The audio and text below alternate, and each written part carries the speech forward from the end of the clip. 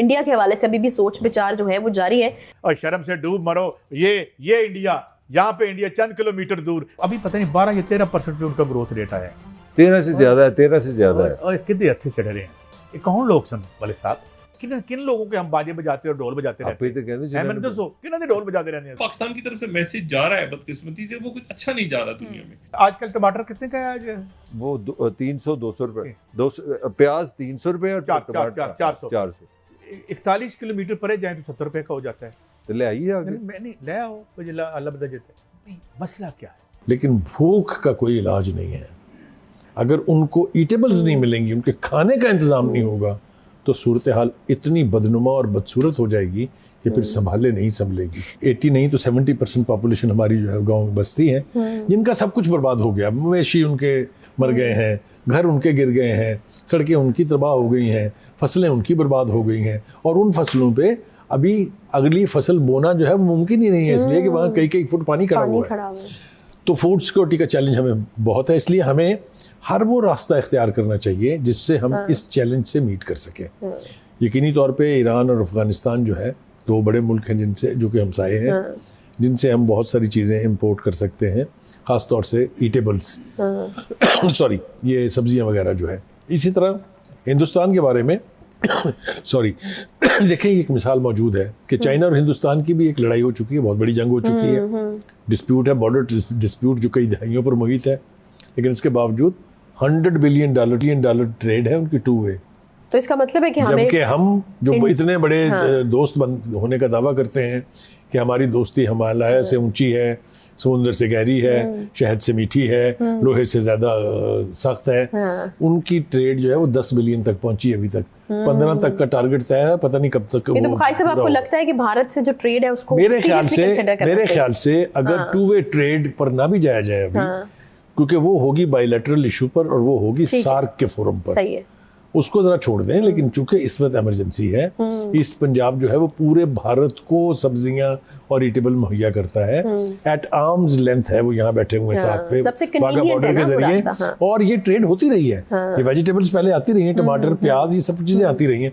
मेरे ख्याल से इसको इमरजेंसी के तहत इसकी इजाजत देनी चाहिए और इम्प्लीमेंट करना चाहिए कि ये चीजें आनी शुरू हो जाएं। वरना एक बात याद रखें, आप किसी भी शहरी से, जो पाकिस्तान के शहरी है, कुछ भी तवक्को रख सकते हैं नेशनलिज्म की, लेकिन भूख का कोई इलाज नहीं है।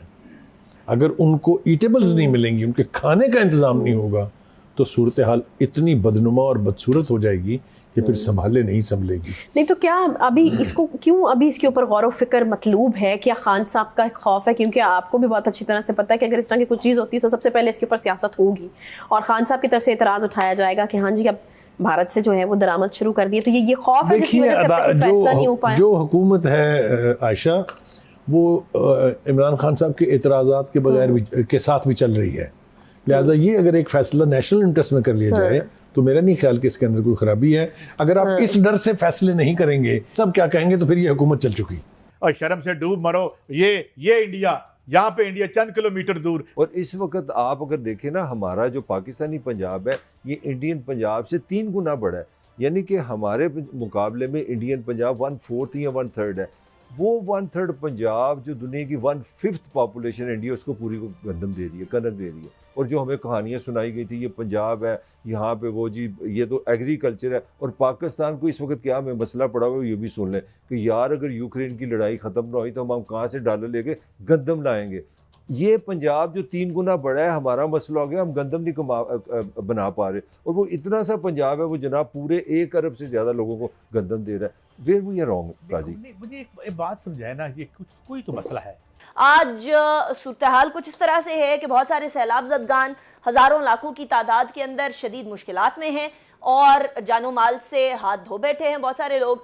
लेकिन उसके बावजूद भी हमारी सियासत है कि ठंडा होने का नाम नहीं ले रही। पाकिस्तान की तरफ से मैसेज जा रहा है, बदकिस्मती से वो कुछ अच्छा नहीं जा रहा दुनिया में।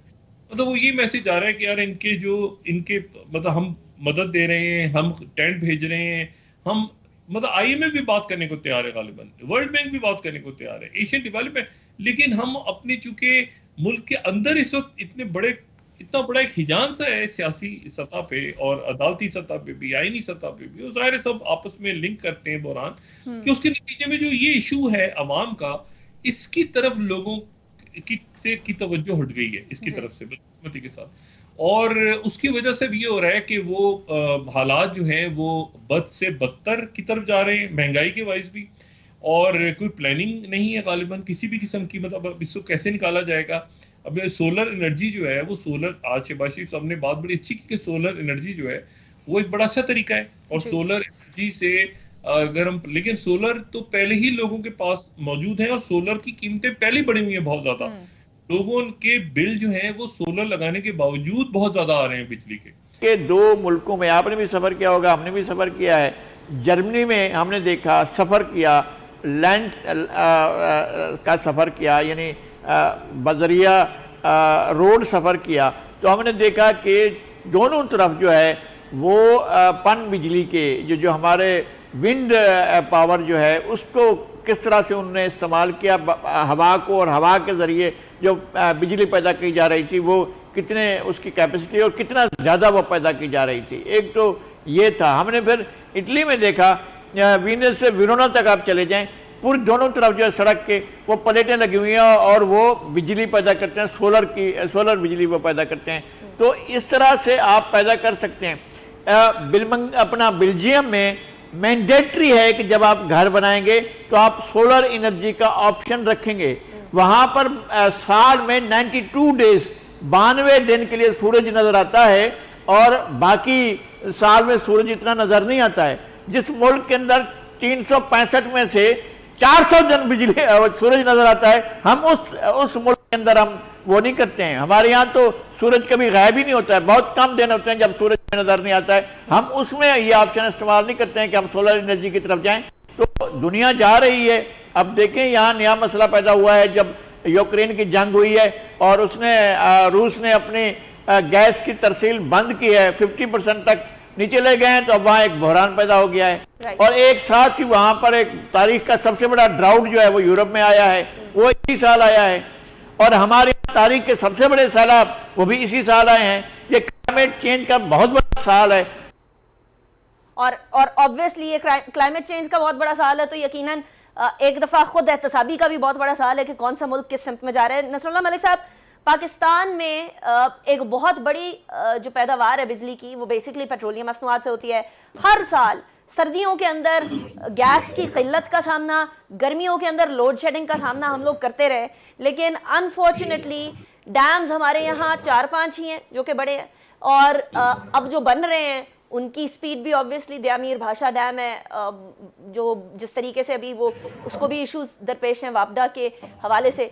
सो ऐसी सूरत हाल में क्या हमारे यहाँ भी इस तरह का कोई कानून नहीं बन जाना चाहिए कि अगर कोई घर बना रहा है तो वो एटलीस्ट अपनी आधी कैपेसिटी, या अगर कोई बिजनेस की कोई या कमर्शियल कोई बिल्डिंग बना रहा है तो अपनी आधी कैपेसिटी तो कम से कम सोलर पैनल से पूरी करे?